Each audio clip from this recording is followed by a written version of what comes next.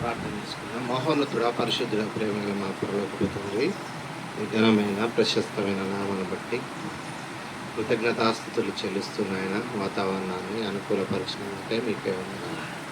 కొద్ది నిమిషాలు నీ మాటలు ఆలోచించుండగా నాయన చెప్పుటకు సమయోచితమైనటువంటి జ్ఞానాన్ని, అదేవిధంగా విన్నటువంటి మేము నాయన మర్చిపోకుండా వాటి ప్రకారం మీరున్న లోకానికి చేరుకున్నట్టుకు నాయన భూమి మీద మా ప్రయాణాలను సక్రమంగా ఉంచుకునేలాగా సహాయం చేయమని కోరుకుంటూ ఈ ఆరాధన కార్యక్రమం అంతటిలో మీరే ఉండి మహిమ ఘనత ప్రభావం పొందిన ఈ ప్రార్థన మా కొరకు ప్రాణం పెట్టిన మా రక్షకుడు మా అన్న యేసుక్రీస్తు నామంలో అడిగి వేడుకుంటున్నాను తండ్రి, ఆమేన్.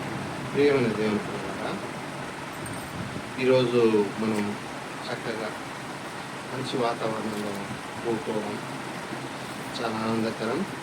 మరి అనేక దినాలుగా ఈ ప్రాంతంలో మనం ఈ చిన్న దాంట్లోనే మనం కూడుకుంటూ మరి దేవుని ఆరాధిస్తున్నటువంటి సందర్భం. మనం దీని విషయమై మనకి దేవుడు చేసిన మేలుని బట్టి మనం ఎంతగానో స్తుతించవలసిన వాళ్ళం. వీలుని బట్టి మీరు చక్కగా సండేగా కూడుకోవడం ఈ ప్రాంతంలో ఇది దేవుడి యొక్క ప్రణాళిక, దేవుడికి ఇష్టమైనటువంటిది పని. ఇది కొరకు మనం చక్కగా మన కుటుంబాలను ముందుగానే సిద్ధం చేసుకొని, ఎవరు పనులు ముందుగానే చేసుకొని తీసుకొని రావడం వల్ల దానివల్ల మన కుటుంబం అంతా మేలులు పొందుతుంది. అది మనం మర్చిపోవద్దు. వారానికి ఒక్కరోజే కదా, రోజు కాదు కదా అనే విషయాన్ని పిల్లలకు మనం నేర్పించాలి. తద్వారా వాళ్ళు రావడానికి అవకాశం ఉంటుంది. అంతేగాని వారం అంతా అక్కడ ఇక్కడని మనం తిప్పడం వల్ల కూడా వాళ్ళు కొంచెం విసుగుతూ ఉంటారు. కానీ మన ఇంటి దగ్గర మనం జరుగుతున్నప్పుడు మన పిల్లల్ని తీసుకొచ్చే బాధ్యత అది మనకే ఉంటుంది. అట్లనే వాళ్ళని మనం గట్టి చేయొద్దు.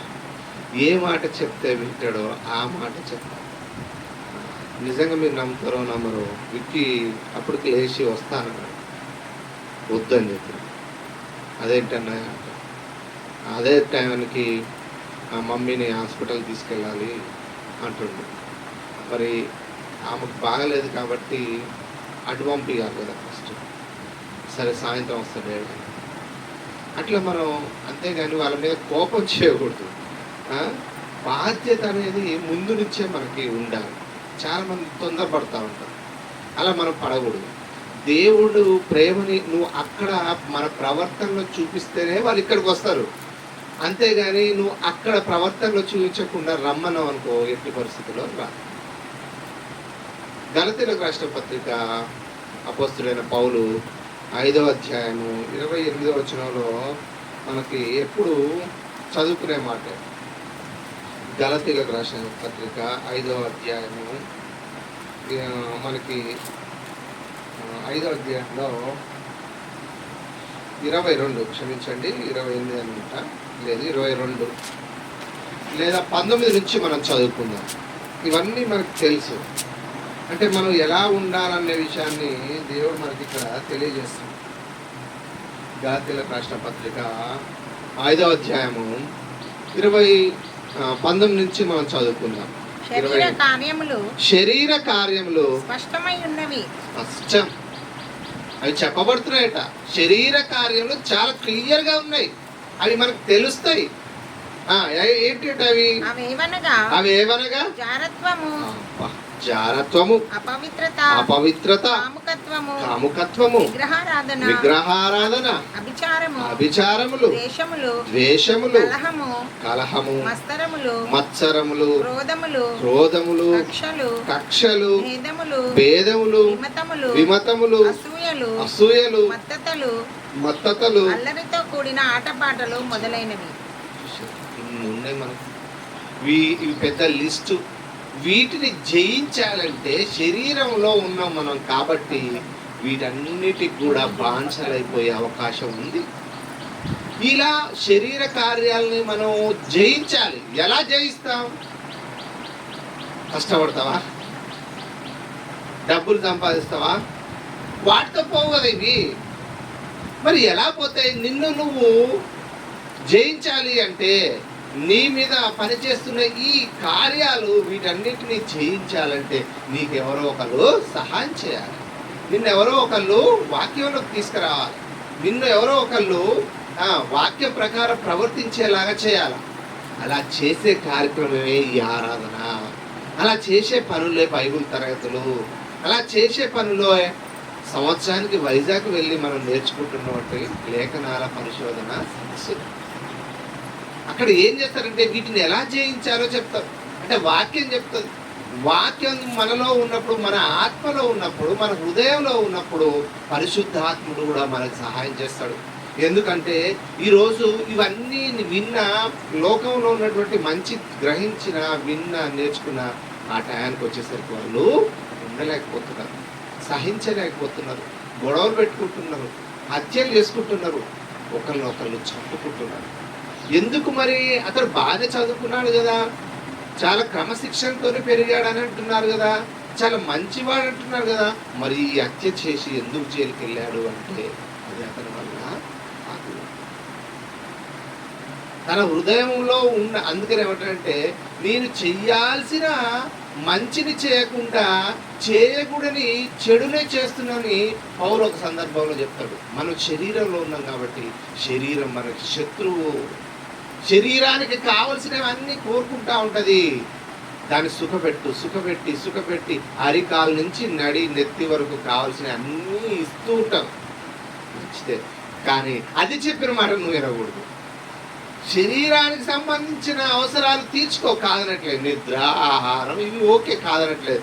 కానీ శరీర కార్యాలు కొన్ని ఉంటాయి. ఏంటి? ఇందాక చెప్పినాయి, జారత్వము, మత్సరము, అవిమతములు, అల్లరితో కూడిన ఆటపాటలు, విగ్రహారాధన, అభిచారములు, ద్వేషములు, కలహము, మత్సరం, అవి చేయకూడదు. నువ్వు శరీర అవసరాలను తీర్చుకోవడంలో దేవుడు మనల్ని తప్పు పట్టట్లేదు, కానీ ఈ కార్యాలను మాత్రం నువ్వు చేయకూడదు. నువ్వు చేస్తున్నావంటే నీలో దేవుడి మాటలు కానీ పరిశుద్ధాత్మ సహాయం కానీ నువ్వు కోరుకోవట్లేదు. పరిశుద్ధాత్మ చెప్పినట్టు, వాక్యం చెప్పినట్టు నువ్వు ప్రవర్తించట్లేదు. నీలో ప్రార్థన లేదు, మంచితనం లేదు. ఎవరైనా ఏదైనా అంటే వాళ్ళు ఒకటంటే మనం 100 అనే స్థితిలోకి వెళ్ళిపోయాం. ఎందుకు అంటే మనలో వాక్యం ప్రకారం మనం జీవించట్లేదు. వాక్యం ప్రకారం నువ్వు వాళ్ళు అడిగి ఉంటే ఏం కాదు, వాక్యం ప్రకారం నువ్వు ఆ సమయంలో సహించిన వాళ్ళని ధన్యులని బైబిల్ చెప్తుంది. ఆ టైంలో నువ్వు ఒక్క నిమిషం ఓపిక పట్టి బయటకు వెళ్ళాలి, ఒక్క నిమిషం నువ్వు తగ్గాలి. కానీ సినిమాలు ఏం నేర్పిస్తున్నాయంటే తగ్గేదే లేదంటే. నిన్న పోయిన మా సొంత ఊరికి మా మనవరాలు చిన్న పాప, ఎంత ఉంటుంది, 3-4 సంవత్సరాలు. ఏమంటుందంటే తొడగొడుతుంది ఆ అమ్మాయి. రండిరా నా మీదకి, తగ్గేదేలే అంటుంది. మీకు డైలాగ్ కావాలంటే నా సెల్ ఫోన్లో ఉంది, మీకు పంపిస్తా చూడండి. తగ్గేదే లేదంటుంది, తొడగొడుతుంది, రమ్మంటుంది, ఇంకా మంచి మంచి డైలాగులు చెప్తుంది. చిన్ననాట నుండే మనం అలా నేర్పించడం వల్ల పెద్దవైన తర్వాత అదే నేర్చుకుంటాడు, అదే పాటిస్తాడు. మరి నువ్వు వాక్యాన్ని ఏమందిస్తున్నావు? పోని అక్కడ అందించలేదు నీకు, మరి ఇప్పుడు అందిస్తుంటే మనం ఎవరు మారుతున్నాం అంటే అది కూడా లేని పరిస్థితి. కాబట్టి ఏమవుతుందంటే అక్కడ శరీర కార్యాలు ఉన్నాయి. మరి వీటన్నిటిని ఎలా చేయించాలి? తండ్రి వాక్యం ద్వారా చెప్తుంటుంది. మరొక వచనం చదవక, ఆత్మఫలమేమనగా వాటిని అన్నీ చేస్తే మనం దేవుడి రాజ్యంలోకి వెళ్ళామట. ఎలా చేస్తే ఏం రావాలట చూడండి. ఆత్మఫలం ఏమనగా మనందరికి తెలుసు, ఎన్నోసార్లు విన్నాము. ఆత్మఫలం ఏమనగా ప్రేమ, సంతోషము, సమాధానము, దీర్ఘశాంతము, దయాళుత్వము, మంచితనము, విశ్వాసము, సాత్వికము, ఆశానిగ్రహం. 9 ఉన్నాయి. ఈ ఫలాలు మనలోంచి రావాలి. ఈ కాలంలో మామిడికాయలు తెలుసు కదా, ఫలాలు వచ్చినాయి మామిడికాయలు. మళ్ళీ ఇంకొక 10-15 రోజులు 20 రోజులు అయితే అసలుకి మామిడికాయ వేస్తే ఫలం తీయగా ఉంటుంది, ఎంత చక్కగా ఉంది. నేనైతే ప్రతిరోజు పిల్లలకి తీసుకొచ్చి ఇచ్చినటువంటి సందర్భాలు.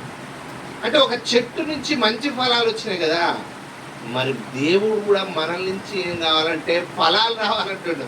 ఆ ఫలాలు రావాలంటే మనలోంచి మామిడికాయలు, జామకాయలు ఇవి కాదు, అవి చెట్టిస్తుంది. కానీ ఏ ఫలాలు రావాలంటున్నట్టే ప్రేమ అనే ఫలం రావాలా నీలోంచి, సంతోషం అనే ఫలం రావాలా, దీర్ఘశాంతం అనే ఫలం రావాలా.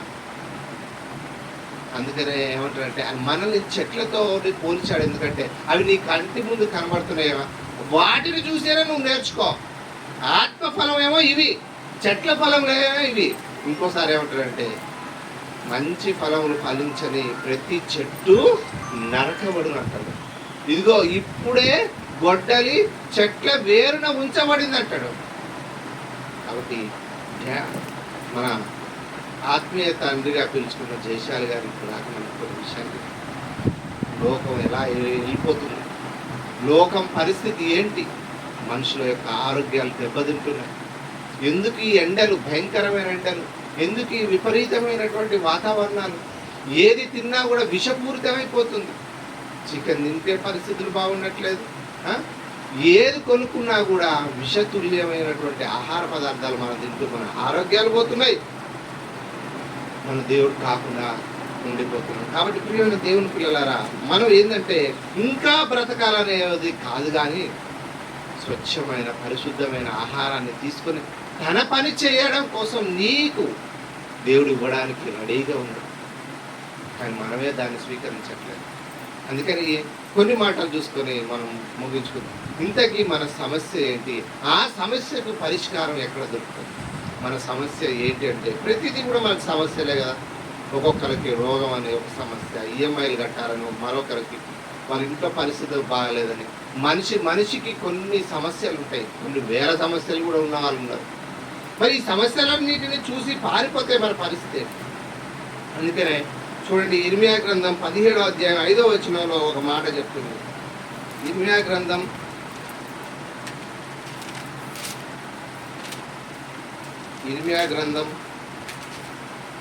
17వ అధ్యాయం 5వ వచనం చూడండి. 17వ అధ్యాయం 5వ వచనం. యెహోవా ఇలాగ సెలవిచ్చుచున్నాడు, నరులను ఆశ్రయించి శరీరులను తనకు ఆధారముగా చేసుకొను తన హృదయములో యెహోవా మీద నుండి తొలగించుకొనువాడు శాపగ్రస్తుడు. అంటే ఈ రోజు సమస్యలకు మనకు పరిష్కారం ఎందుకు దొరకట్లేదంటే నువ్వు యెహోవాను ఆశ్రయించట్లేదు. యెహోవాను ఆశ్రయించకుండా నువ్వు చేసే పనులన్నీ కూడా తప్పుడు పనులే. అందుకని నువ్వేమైపోతావంటే ఆ చేసిన పనుల వల్ల నువ్వు శాపగ్రస్తుడు అవుతావు. యెహోవాను అంటే తండ్రి అయిన దేవుని నువ్వు పట్టించుకోవట్లేదు, కాబట్టి నువ్వు అన్ని పనులు కూడా నీకు వ్యతిరేకంగానే రిజల్ట్ వస్తుంది. రిజల్ట్ వచ్చినప్పుడు ఏంటంటే నువ్వు చేసినటువంటి కర్మ సిద్ధాంతం అంటారు కదా, నువ్వు చేసిన పనులను బట్టి నీకు ఉంటుంది, కాబట్టి నీ మీదకి శాపం వస్తుంది. అందుకని మనం దేవుడితో ప్రతిసారి కరెక్షన్ ఉండాలి. ఇది దేవుడు చెప్పిన మాటైనా దయ్యం చెప్పిన మాటనా? ఇందాక చెప్పింది కదా తండ్రి గారు, మనం అందరం కూడా ఎవరి యొక్క నిఘాలో ఉన్నామంట? అపవాది నిఘాలో ఉన్నాం. వాడు గర్జించు సింహం వలె ఎవరిని మృంగుదునా అని వెదకుచూ తిరుగుచున్నాడు. అందుకనే భర్త అంటే భార్యకు పడదు, భార్య అంటే భర్తకు పడదు, తల్లిదండ్రులు అంటే పిల్లలకు పడదు, పిల్లలకి తల్లిదండ్రులు పడదు, అత్తకి కోడలు పడదు, కోడలికి అత్త అస్సలే పడదు. ఎగ్జాంపుల్ అంటే ఇదే. సూర్యకాంతం అనే పేరు విన్నారు ఎప్పుడైనా? సూర్యకాంతం అంటే ఎవరు? సినిమాలలో ఉంటుంది సూర్యకాంతం.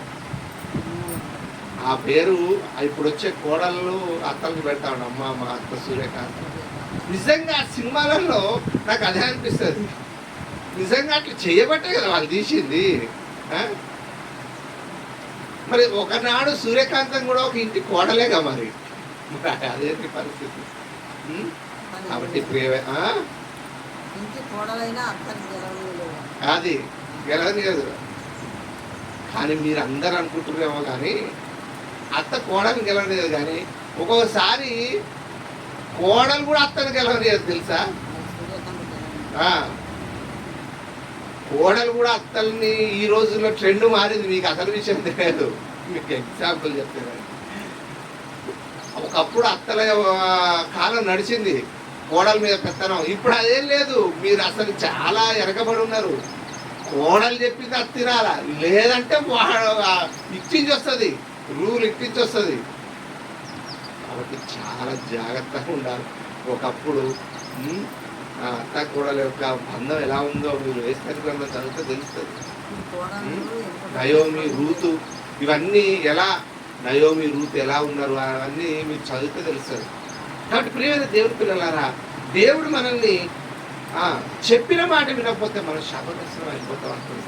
ఇంకొంచెం ముందుకెళ్ళి మనం చూడగలిగితే ఇక్కడ కీర్తనల గ్రంథం 144 అధ్యాయానికి రండి, ముగించుకుందాం. ఇప్పటికే కీర్తనల గ్రంథం 144 అధ్యాయం 1వ వచనం చూడండి. కీర్తనల గ్రంథం 144 అధ్యాయం 1వ వచనం అక్కడ ఉంటుంది. నా ఆశ్రయం 144 ఉందా? నాకు ఆశ్రయ దుర్గమగు యెహోవా, నాకు ఆశ్రయ దుర్గమగు యెహోవా సన్నతింపబడును గాక, సన్నతింపబడును గాక. ఆయన నా చేతులకు యుద్ధమును, ఆయన నా చేతులకు యుద్ధమును, నా వ్రేళ్లకు పోరాటమును నేర్పువాడై ఉన్నాడు. ఆయనే మనకు ఆశ్రయ దుర్గం. మనం అందరం గొడవలు వచ్చినాయనుకో టకాటక వెళ్ళిపోయి కేసులు రాసుకొని అది ఇది చెప్తా ఉంటావు. వాళ్ళు ఏమి న్యాయం చేస్తారండి? నువ్వు దేవుడి దగ్గరికి వెళ్ళాలని, నీ సమస్య ఏముంటావు దేవుడికి చెప్పు. యెహోవాయే నాకు ఆశ్రయ దుర్గం అని భక్తుడు చెప్తుండు. అప్పుడు ఆయన నీకు చెప్తాడు ఏం చేయాలి, ఏం చేయకూడదు.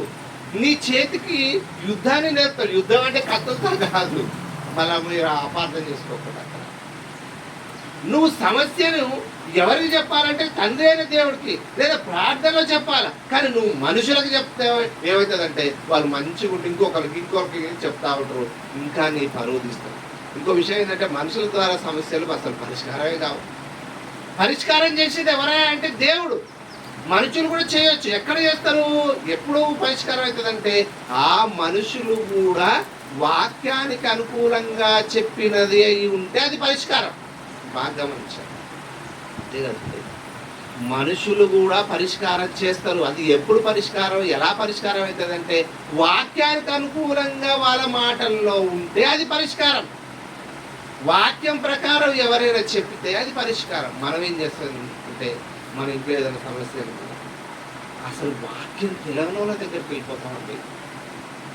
ఎంత దారుణం అంటే అది చూడండి, అన్యుల దగ్గరికైనా నువ్వు వెళ్ళిపోతావు తప్ప సంఘంలో ఉన్నటువంటి సహోదరులు అందుకని ఏమంటారంటే మీలో వ్యాజ్యములను తీర్చుటకు మీలో ఒక్కడు కూడా లేడా అంటాడు. ఒకడు తెగబడుతున్నాడు గొడవలు పెట్టుకొని, వాడు న్యాయం కావాలని బయటికి వెళ్ళిపోతున్నాడు. రక్షక బట్ట నిలయం అని ఉంటుంది, పోలీస్ స్టేషన్, అక్కడికి వెళ్ళిపోతుండు, పెద్ద మనుషుల దగ్గరికి వెళ్ళిపోతుండు. కానీ అప్పుడు దేవుడు ఏమంటాడంటే మీలో న్యాయము తీర్చగలిగిన వాడు ఒక్కడు కూడా లేడా అంటే నిజంగా లేడనిపిస్తుంది నాకు వచ్చింది. ఎందుకంటే సమస్యలు వచ్చినప్పుడు బోధకులకు కానీ సంఘంలో సభ్యులకు కానీ ఎవ్వరు చెప్పరండి. నాకు ఈ విషయం చాలా నిన్న అని అనుకుంటున్నా. అసలుకి మనం మన సంఘంతో మనకు తెలిసే బోధకులతో మనం తిరుగుతూ ఉంటాం కదా, మరి వాళ్ళతోనే కదా మనం చెప్పాల్సిన సమస్యలు. ఎక్కడికెక్కడికో వెళ్ళి ఏదేదో చెప్పడం వల్ల వాళ్ళకి వాక్యం అంటే తెలియదు, నేనంటే ఏందో తెలియదు. వాళ్ళకి చెప్పడం వల్ల ఉపయోగం ఏంటి? ఒకవేళ ఉపయోగం ఉన్నా అది దేవుడు ఆలోచనతో చెప్పే నిర్ణయాలు ఉంటాయా? వాళ్ళే ఉండొచ్చు. అందుకనే నేనైతే డిసైడ్, ఏ సమస్య వచ్చినా వాక్యం తెలిసిన వాళ్ళకి లేదా బైబిల్ లేదా దేవుడు ప్రార్థన వాటితోనే మనం చెప్పుకోవాలా. అంతేగాని నువ్వు తొందరపడిపోతే నీకు ఎందుకంటే న్యాయం జరగదు. పోలీస్ స్టేషన్ పోతే డబ్బులు ఇవ్వట్టాడు, ఒక కేసు పెట్టమంటే ఎంత అవుతుందండి, కోర్టుకు పోవాలంటే ఎంత అవుతుంది, ఎన్ని డబ్బులు తీసుకుంటారు తెలుసా? మాకు అసలు ఫస్ట్ మాట్లాడేందుకు డబ్బులే, మళ్ళీ కొన్ని రోజుల తర్వాత ముందుకు పోవాలంటే మళ్ళీ డబ్బులే.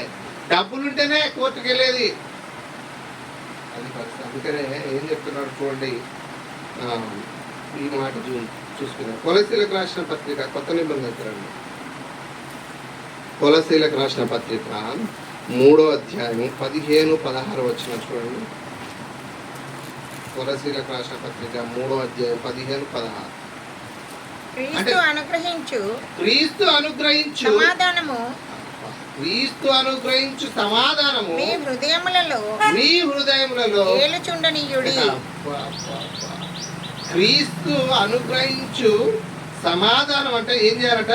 హృదయములలో మీ ఏలుచుండని హృదయములలో ఏలుచుండనీయుడి. ఏలుచుండనీయుడి. ఇందుకొరకే ఇక్కడ మనకు సమాధానం దొరికింది. మళ్ళీ చదవండి అక్క ఒకసారి. క్రీస్తు అనుగ్రహించే సమాధానము క్రీస్తు అనుగ్రహించు సమాధానము మీ హృదయములలో ఏలుచుండనీయుడి. ఏలుచుండనీయుడి. సమస్య నీకు వస్తే ఆల్రెడీ నీ హృదయం క్రీస్తుకు అనుకూలంగా ఉంటే క్రీస్తే మీ హృదయం సమాధానాన్ని ఏలుతాడు, మీకు చెప్తాడు. అంతే కదా? మళ్ళీ చదువు ఒకసారి. క్రీస్తు అనుగ్రహించు సమాధానము క్రీస్తు అనుగ్రహించు సమాధానము మీ హృదయములలో ఏలుచుండనీయుడి. ఏలుచుండనీయుడి. అంటే సమస్యకు, ప్రతి సమస్యకి, అది ఎలాంటి సమస్య అయినా, కొండంత సమస్య అయినా నీకు దేవుడి దగ్గరకు వస్తే పరిష్కారం. మీ హృదయంలోనే పెడుతుండు దేవుడు. మీ హృదయంలో పెట్టారని క్రీస్తు కూడా చెప్తుండు. అలాంటి సమాధానాన్ని, అలాంటి సొల్యూషన్ నువ్వు వదిలిపెట్టి జనాల దగ్గరికి, పోలీస్ స్టేషన్, కోర్టులకి, ఇంటి పక్కన వాళ్ళకి, ఇంటి ముందరకు, వాళ్ళందరికీ చెప్పుకొని చివరికి నీకు సమాధానమే దొరకదు, నీకు న్యాయమే దొరకదు. మరి దేవుడి దగ్గరికి వస్తే న్యాయం దొరుకుతుందా? ఖచ్చితంగా దొరుకుతుంది. అలా అని వెంటనే వాడిని చంపేసి వాడిది ఏదో నీకు ఇవ్వడు. అది కాదు. దేవుడు ఏం చేయాలో, ఎలా చేయాలో చేస్తాడు. నువ్వు చూడు. పగ తీర్చుకోనట నా పని. నువ్వెందుకు వెళ్ళిపోతున్నావు? నువ్వెందుకు ముందుకు వెళ్ళిపోతున్నావు? నువ్వు వెళ్ళొద్దు. నీ సమస్య ఎవరు చెప్పావు? నాకు చెప్పావు కదా. నేను చేసిన దాకా నువ్వు ఆగు. అంటే మనం అంతగా దేవుడి మీద ఆధారపడి ఉండాలి. కానీ నువ్వు ఆధారపడి ఉండే పరిస్థితి లేదు కాబట్టి ఈరోజు అన్ని కొట్లాటలు, అన్ని గొడవలు, ఎక్కువ కొట్టుకునేది, ఎక్కువ గొడవలు పోయేది క్రైస్తవులే. ఎందుకంటే సమాధానం లేదు. సామెతల గ్రంథం 28వ అధ్యాయం 5వ వచనం కూడా ఉంది. సామెతల గ్రంథం 28వ అధ్యాయం 5వ వచనం.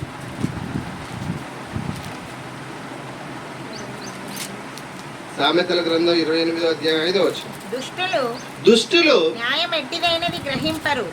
వాళ్ళట దుష్టులు అంటే న్యాయం ఎట్టిదైనది గ్రహింపరు. యెహోవాను ఆశ్రయించువారు, మనల్ని చెప్తే యెహోవాను ఆశ్రయించువారు సమస్తమును గ్రహించుదురు. అది యెహోవాను ఆశ్రయించువారు సమస్తమును గ్రహించుదురు. నువ్వు ఆశ్రయిస్తున్నావా? నీ మనసు దేవుడికి ఇస్తున్నావు, ఆశ్రయ. అందుకని ఏమంటారు? నీవే నా ఆశ్రయ దుర్గము. నువ్వు మనుషులు వాళ్ళే కొన్ని రోజులండి వాళ్ళు ఇస్తారు. అందుకని ఒక సామెత ఉంది ఏంటంటే, పెడితేనే పెళ్లి కోరుతాడట, లేకపోతే చావు కోరుతాడట. అట్టనే మనుషులందరూ వాడికి ఇచ్చినంతసేపు సూపర్ అసలుకి లేని కూడా చప్పట్లు కొట్టిస్తాడు. ఒక్కసారి నువ్వు ఇయ్యలేదనుకో, అన్నంత దుర్మార్గుడు ప్రపంచంలో ఎవరు లేరు. అంతెందుకు, భోజనాలు పెట్టేటప్పుడు ఏదో ఆలోచనలో ఉండి ఎప్పుడు వాళ్ళకి పెట్టి, ఒకసారి ఏదో ఆలోచన ఉండి తక్కువ వేసినావు అనుకో, 2 ముక్కలు ఏమంటారు, అయిపోయింది, అన్నకి నాకు మధ్య చెడిపోయింది, అందుకని 2 ముక్కలు తక్కువ వేసింది. నిజంగా అండి, భోజనాలు ఫంక్షన్లకు అసలు మీరు పోకపోవడం మంచిదండి. ఇంత గందరగోళం, గోల, ముక్కలు తక్కువ పడ్డదని ఒకడు, నన్ను పిలవలేదని ఒకడు, ఫోటోకు ముందు పిలవలేదని ఒకడు, గోల. సొంత బంధువులే ముందు పిలవలేదట, అసలు గోలేదు. మరి ఫోటోగ్రాఫర్ అందరిని ఒక్కసారి తీస్తాడా? ఏంది ఇది? ఏంటి ఫస్ట్ ఒకరి తర్వాత ఒకరు ఫస్ట్ ఎవరు పిలవలేదట. ఒకటే గోల్. నాకు భయం వేసింది ఈ మధ్య ఫంక్షన్ పోతుంది. ఎందుకు వచ్చిన ప్రభువా, నిజమే ప్రభువా, విందు జరుగుతున్నటువంటి ఇంటికన్నా ప్రాలాపించి వారి ఇంటికి వెళ్ళాడు. మళ్ళీ ఒక ఫంక్షన్ కార్డు పంపిస్తే ఇందాక అడుగు ఆలోచిస్తున్నాం, అమ్మ ఇందులో దీనికి పోతే కూడా గొడవలు అయితే, పెట్టే దగ్గర, తినే దగ్గర, తాగే దగ్గర. వాళ్ళు ప్రేమతో చెయ్యాలని పాపం ఆ కుటుంబం ఎంతో ప్రేమతోనో వాళ్ళ పిల్లల్ని ఆస్వాదించాలనో, లేకపోతే సంతోషమే కదా చేయాలని గాలి పిలుచుకుంటే వాడి సంతోషం ఎడిపోతుందేమో. కానీ వచ్చిన వాళ్ళు అందరూ మంచోళ్ళైతే ఓకే, ముక్కలు తక్కువైనా ఒకడు, నన్ను సరిగా చూడలేదని ఒక మనిషి 100 మంది ఒక్కసారి వస్తే ఎవరిని చూడాలి చెప్పండి? గోల. అమ్మో, అంటే ఈ ఫంక్షన్లలో ఏంటంటే స్వార్థం. నేను పోయి వాడికి పెట్టిన వాడు నాకు పెట్టడా? ఇది ఒక గోల. ఇది కూడా ఒక రకమైన బిజినెస్ అయిపోయిందండి. ప్రేమ ఎక్కడిది? నువ్వు అసలు ఏ కానుకలు తీసుకోకు, వచ్చిన వాళ్ళకి భోజనాలు పెట్టి చక్కగా పంపించి మరి చూద్దాం నీ ప్రేమేందో. మరి అట్లా కాదు, వాడికి ఆ బంగారం పెడితే ఇప్పుడు ఎవడికి బంగారం పెట్టే పరిస్థితులు లేవు, ఎందుకంటే రేట్లు పెరిగినాయి. అప్పట్లో 10,000 ఉంటే పెట్టిండు, ఇప్పుడు నువ్వు ఆ ఫంక్షన్ పోవాలంటే 50,000 సరిపోవు. ఎక్కడ కూడా ఇది ఏమైనా పోరు బంగారం రేటు పెరిగిందంటే అవును అప్పుడు నేను ఇప్పలేదు అంటాడు. పోరు వాడు ఇప్పించిన దానికి సగం తీసుకుపోదామంటే ఇక్కడేమో వస్తూ రాదు. అందుకనే నోరు మూసుకొని దేవుడి మీద ఆధారపడి ఆశ్రయ దొరకం. ఆయన నువ్వు ఇచ్చింది కావాలంటే నీది నీకు ఇస్తా, ఎందుకంటే అది కొంచెం పాతగా ఉంటుంది ఎప్పుడుదో కాబట్టి నీది నీకు ఇస్తా, నన్ను మాత్రం క్షమించు, నా పరిస్థితి బాగాలేదు. అప్పుడు వాడు ఇచ్చింది ఆడుందిలే కానీ ఎప్పుడో వీడు తాకట్టు పెట్టుకొని తాగి వీడు తాకట్టు పెట్టుకుంటాడు. ఇప్పుడు అదే గొడవ కొన్ని కుటుంబాలకు వెళ్ళిపోతే, ఏందమ్మా నువ్వు అన్నం పెట్టాట మొగుడికి, మరి కేసులు పెడుతున్నావు, వాడి మీద కేసులు పెడుతున్నావు ఏందంటే, వాడు నా బంగారం అమ్ముకుండు, అది తెచ్చి ఇచ్చిందాక నేను మాట్లాడాను. మరి ఏం చేస్తాం పరిస్థితి? నువ్వు వాడు మంచిగా ఉన్నప్పుడు తీసుకున్నావు కదా, ఇచ్చిందాక ఆగు. నిజంగా జరుగుతున్నాయండి ఇవి, మీరు ఏదో కల్పించి కాదు. నేను ఎన్ని సమస్యలు వెళ్ళినో నాకు ఎదురైంది ఏంటంటే, అమ్మ చాలా జాగ్రత్తగా ఉండాలి. మీరు మనుషులతో మాట్లాడకుండా ఉండటం చాలా చాలా మంచిది. మాట్లాడితే వాడు ఎక్కడో కూడా ఇరికిస్తాడు మనకి. ఏం మాట్లాడాలి మరి? అస్సలు మాట్లాడకపోతే అన్న ఎట్లా నా పరిస్థితి ఏంటంటే, నువ్వు ఎవరు కలిసినా వందనాలు, దేవుడు అది చెప్పాడు, దేవుడు ఇలా ఉండవన్నాడు, దేవుడు అది చేయొద్దు అన్నాడు, దేవుడు ఇది చేయొద్దు అన్నాడు, లేస్తే దేవుడు, కూర్చుంటే దేవుడు, ఇది తప్ప నువ్వు వేరేది ఏది మాట్లాడు. అవి తప్ప వేరేది ఏది మాట్లాడినా మన సావుకొచ్చిందే, అంతే, చచ్చిపోతాం మనం. ఇంకా సో తిరుగులేదు అందులో, వాళ్ళు పెట్టే టార్చర్ అట్లుంటుంది. కాబట్టి దేవుని నువ్వు ఆశ్రయించాలి. ఇన్ని సమస్యలకు పరిష్కారం ఏంటంటే, అది మనుషుల వల్లైన సమస్య రావచ్చు, నీ సొంత ఆలోచనల వల్లైన సమస్య రావచ్చు, నీ ఇంటి వాళ్ళ వల్లైన సమస్యలు రావచ్చు. ఈ సమస్యలన్నిటికీ ఒకే ఒక సొల్యూషన్ వాక్యం, ఒకే ఒక్క పరిష్కారం దేవుడు, ఒకే ఒక్కటి నువ్వు వాక్యం మీద ఆధారపడటం. నీ మనసు, ఎవరి మనసు నా మీద ఆధారపడునో వాడిని పూర్ణ శాంతి గల వాడిగా నేను చేసేదని దేవుడు చెప్పిన వాగ్దానం. విజయ్ మాటలు, ఇంకెవరి మాటలు, ఇంకొకరి మాటలు ఇస్తే అందులో ఆధారం లేదు, అందులో నిజం లేదు, అన్ని దొంగ మాటలు అయి ఉండొచ్చు. కానీ దేవుడు చెప్పిన మాట నేను చెప్తాను, కొన్ని మాటలే నాకు దేవుడిచ్చిన జ్ఞానం, అది మీరు నమ్మాలి కానీ విజయాన్ని నమ్మకూడదు, విజయాన్ని చూడకూడదు. కొన్ని మాటలు ప్రేమ దేవుని పిల్లలారా, ఇదొకటి చూద్దాం. దేవుడికి అసాధ్యమైనది ఏది లేదట. జనాలందరూ ఏం చెప్తారో చూడండి. ఇర్మియా గ్రంథం 6వ అధ్యాయం 14వ వచనం. ఇంకొక 2 చూసుకొని ముగించుకుందాం. ఇర్మియా గ్రంథం 6వ అధ్యాయం 14వ వచనం. యెషయా ఇర్మియా గ్రంథం 6వ అధ్యాయం 14వ వచనం. సమాధానము లేని సమయమున వాళ్ళు చెప్తారట చూడండి, సమాధానము లేని సమయమున సమాధానమని చెప్పుచు. అది ఈ మధ్య సమాధానం కోసం లేదా గొడవ తీర్చమని ఒక ఆయన దగ్గరికి వెళ్తే సరే తీరుస్తాను. అయితే ఆ గొడవ ఎవరైతే పడ్డారో, ఈ లోపు ఏమైందంటే ఎవరైతే గొడవ పడ్డారో వాళ్ళ దగ్గరికి ఇతను వెళ్ళిపోయి క్షమాపణ చెప్తే వాళ్ళిద్దరు మంచిగానే ఉంటుంది. ముందు వెళ్ళిపోయి మరి న్యాయం తీర్చాలని చెప్పిన అతను గొడవ చేస్తుండు. మీకు అర్థమైంది? మళ్ళీ ఇప్పుడు నేను ఒక ఆయన దగ్గరికి న్యాయం కావాలి, ఫలానోడు తప్పు చేస్తుండ అని పోయా, నీకెందుకు నేను తీరుస్తానా అన్న. అతను పట్టించుకోలేదు. నేనేం చేసినంటే, నేను నా ఎవరి మీద అయితే నేరం మోపానో, గొడవ పడ్డారో అతని దగ్గర పోయి నాది తప్పు అయిపోయిందని క్షమించన్న, అతడు క్షమించును, మీ ఇద్దరం మంచిగా ఉంది. ఇప్పుడు అతను గొడవ చేస్తుండు. ఎందుకు తెలుసా? మీరిద్దరు ఎట్లా కలిసిపోతారు? మీకు అర్థమైంది? మీరు నాకు చెప్పినావు కదా, అట్ట నువ్వు పోతావు, లేదా వాడు నీతో ఎట్లా సమాధానం? ఇదేంది? నిజం జరిగింది, మీరు నమ్ముతారని నమ్మరు. మధ్యన వాళ్ళని దూరిస్తే చెడగొడతారు, కలపడం కాదు విడగొడతారు. భార్యాభర్తల్ని కలపడానికి పోయే మనసు విడగొడుతుంది. నిజం ఇది జరిగింది. మీకు కావాలంటే సాక్ష్యాధారంతో ఇస్తాను. నేను ఒక మాట నేను చెప్పానంటే అది నేను అనుభవించే ఉంటా, నాకు ఎదురైనే ఉంటుంది, నేను చూసిందే ఉంటుంది. వాడు ఒప్పుకోవట్లే. ఇప్పుడు ఏం చెప్పాలి చెప్పండి? కాబట్టి ప్రియమైన దేవుని పిల్లలారా, అలాంటి భయంకరమైన అందరట్లు ఉంటారని కాదు, అలాంటి భయంకరమైన పరిస్థితులు ఉన్నాయి. కాబట్టి మనం చాలా జాగ్రత్తగా ఉండాలి. అదే ఇర్మియా గ్రంథం 8వ అధ్యాయము 13-15. అదే ఇర్మియా గ్రంథం 8వ అధ్యాయం 13-15. అక్కడ చూడండి, వాళ్ళంటే ఏం చేస్తారట? ద్రాక్ష చెట్టున ఫలములు లేకుండానట్లును, అంజూరపు చెట్టున అంజూరపు పండ్లు లేకుండానట్లును, ఆకులు వాడిపోవునట్లును నేను వారిని బొత్తిగా కొట్టివేయుచున్నాను. వారి మీదికి వచ్చి వారిని నేను ఎలాగున పంపుచున్నాను. ఇదే యెహోవా వాక్కు. 15 మనమేలా కూర్చుండి ఉన్నాము. 14-15. మనము సమాధానము కొరకు కనిపెట్టుకొనుచున్నాము కానీ మేలేమియు రాదాయను. మేలేమియు రాదాయను. క్షేమము కొరకు కనిపెట్టుచున్నాము కానీ భీతియే కలుగుచున్నది అని చెప్పుదురు. ఎవరు? వాళ్ళు అనీతివంతులు, దుష్టులు.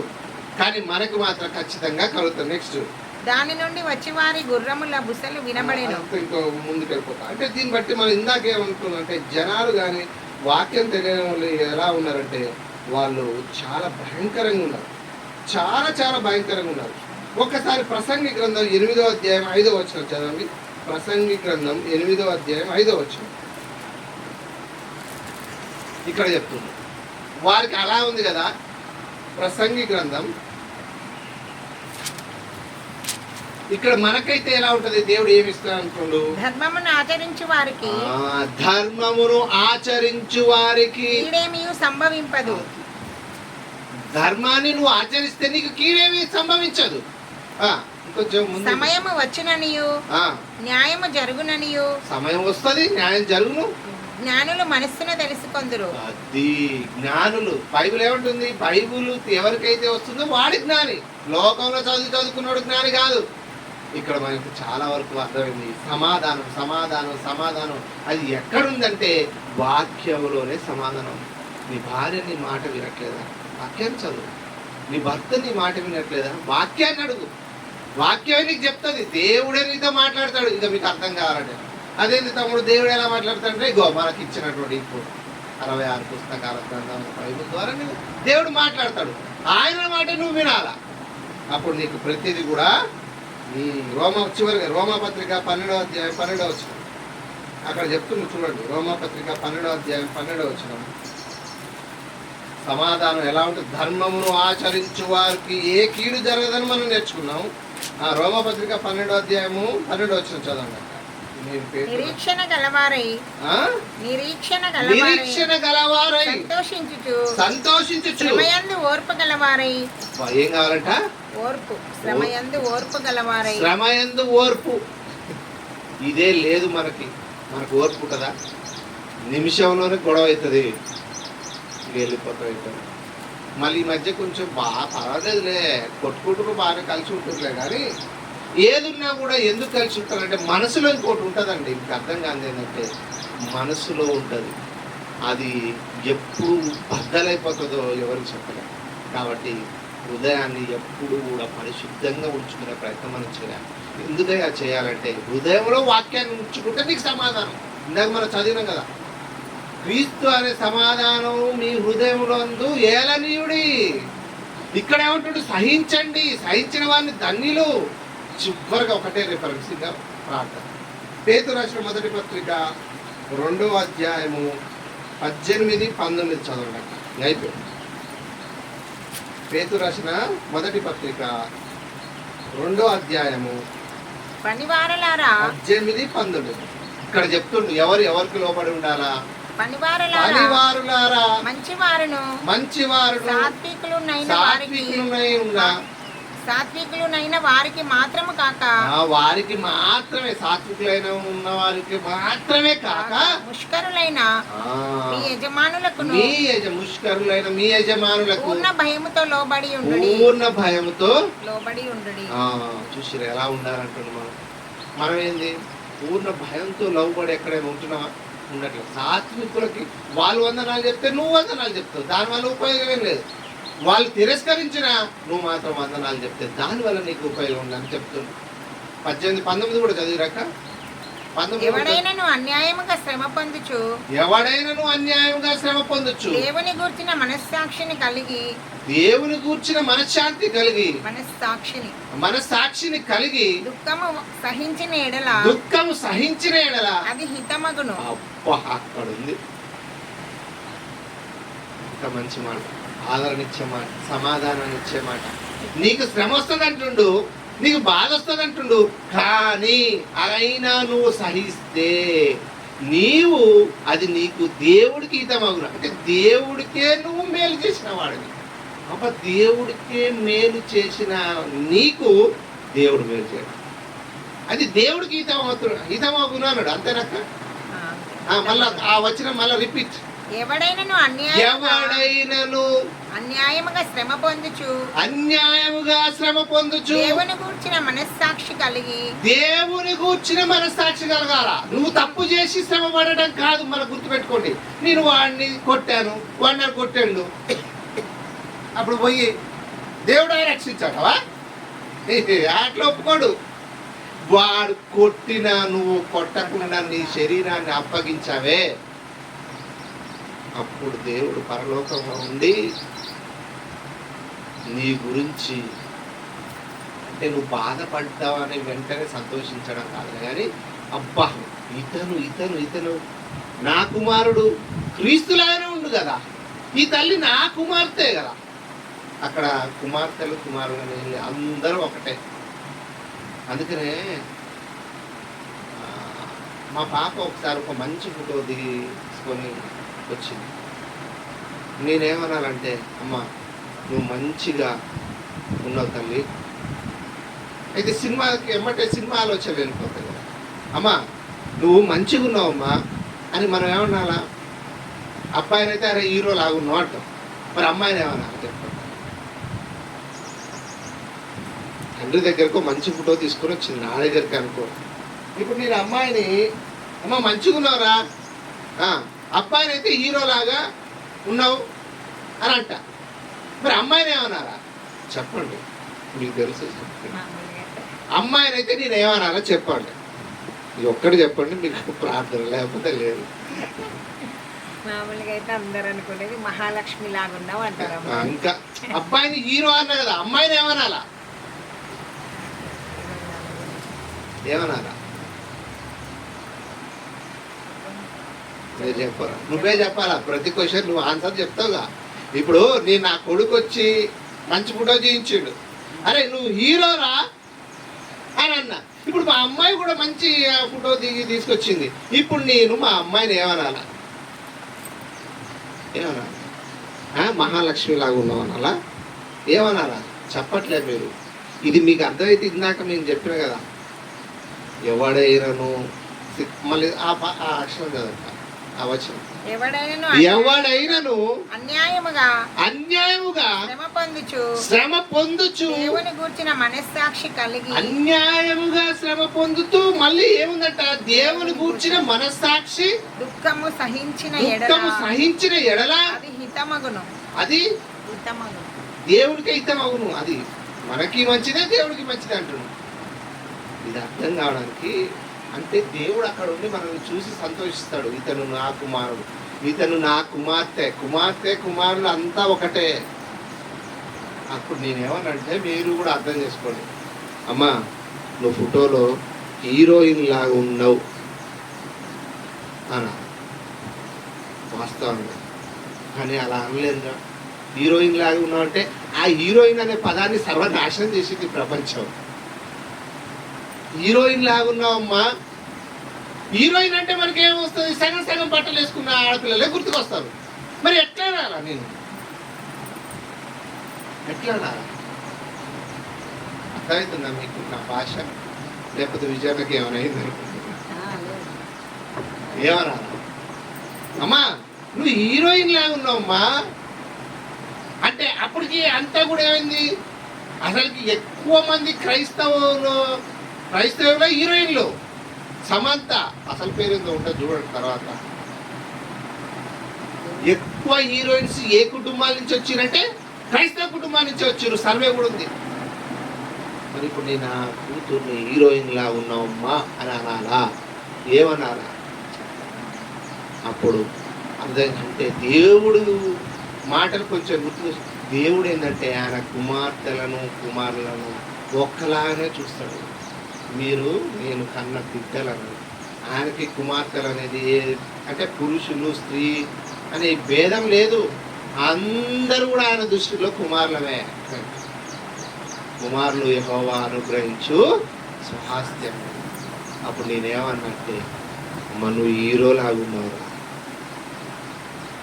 నేను అప్పుడు ఈ పదం అనలేము కదా, అనలే. మా అమ్మాయికి అర్థం కావట్లేదు, ఏంది మా డాడీ నన్ను పట్టుకొని హీరో అంటు. అంతే, నువ్వు హీరోరా.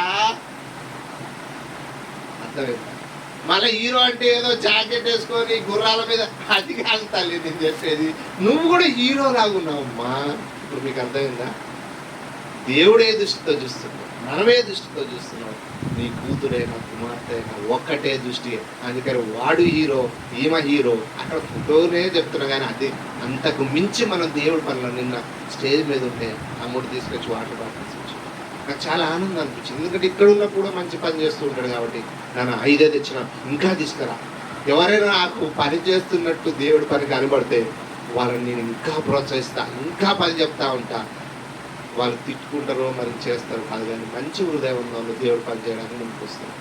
చక్కగా మేము అక్కడ స్టేజ్ మీదకుంటే తమ్ముడు వాటర్ బాటిల్ చిన్న పనే, కానీ ఆ సమయానికి దేవుడు చూస్తాడు ఎవరు ఎవరు పెట్టే దగ్గర చేసే దగ్గర. కాబట్టి ప్రియ దేవుడి పిల్లల సమస్యకు పరిష్కారం ఎక్కడుంది? అక్కడుంది. ఇది మన హృదయం. అది ఏ సమస్య అయినా, అది డబ్బు సమస్య, భార్యాభర్తల సమస్య, పిల్లల సమస్య, కోర్టులో తేలని సమస్య, పోలీస్ స్టేషన్లో తేలని సమస్య, అది నీ చదువు సమస్య, నీ జాబు సమస్య, ఏ సమస్యనైనా సరే సమాధానం దేవుడు. దేవుడిలో మనం ఉండాలని కోరుకుంటూ తదుపరి కార్యక్రమం అక్కడ నడిపిస్తాం. రండి.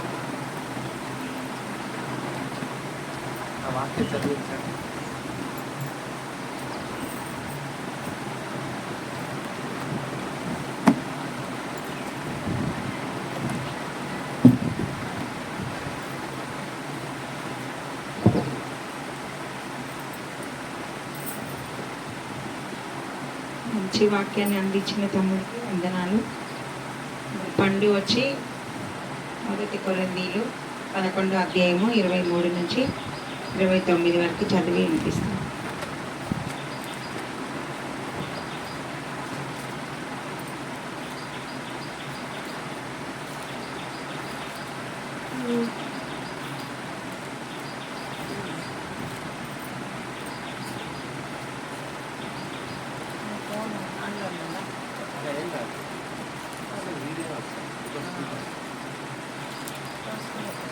నేను మీకు అప్పగించిన దానిని ప్రభువు వలన పొందితిని. ప్రభు అయిన యేసు తాను అప్పగింపబడిన రాత్రి ఒక రొట్టెను ఎత్తుకొని కృతజ్ఞతాస్తుతులు చెల్లించి దానిని విరిచి, ఇది మీ కొరకైన నా శరీరం, నన్ను జ్ఞాపకం చేసుకున్నట్టుగా దీనిని చేయుడని చెప్పాను.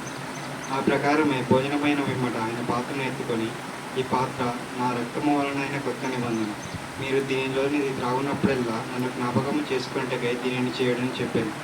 మీరు ఈ రొట్టెని తిని ఈ పాత్రలోనిది త్రాగునప్పుడల్లా ప్రభు వచ్చే వరకు ఆయన మరణాన్ని ప్రచురించుదురు. కాబట్టి ఎవడు అయోగ్యంగా ప్రభు యొక్క రొట్టెను తినను లేక ఆయన పాత్రలోనే త్రాగును వాడు ప్రభు యొక్క శరీరమును గూర్చి రక్తమును గూర్చి అపరాధి అగును. కాబట్టి ప్రతి మనుషుడు తనను తాను పరీక్షించుకునేవారు. అలాగూ చేసి ఆ రొట్టెను తిని ఆ పాత్రలోనే త్రాగవలను. ప్రభు శరీరం అని వివేచింపక తిని త్రాగువాడు తన శిక్షావిధి రొట్టెగా తిని త్రాగుచున్నాడు.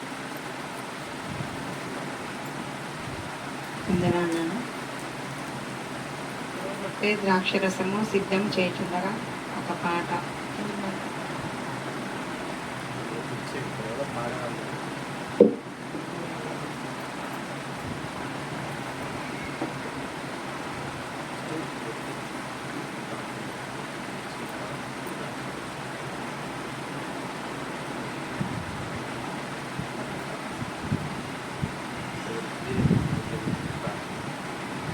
రొట్టెను గురించి ప్రార్థన చేసుకున్నాం. పరలోకమందున్న మా కన్న తండ్రి, నీ శ్రేష్టమైన ఘనమైన నామానికి వందనాలయ్యా.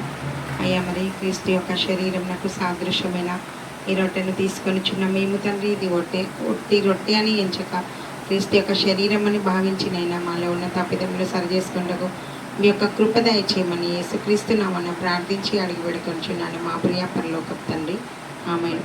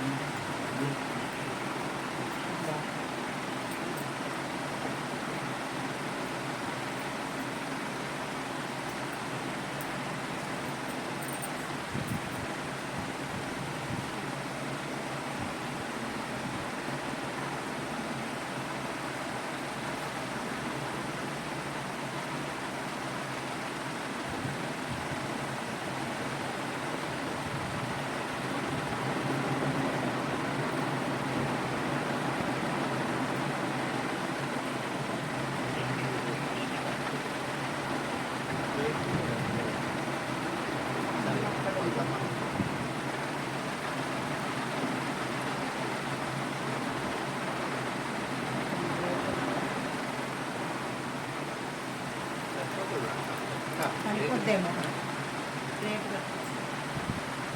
ఎక్కడ ఉందక్క?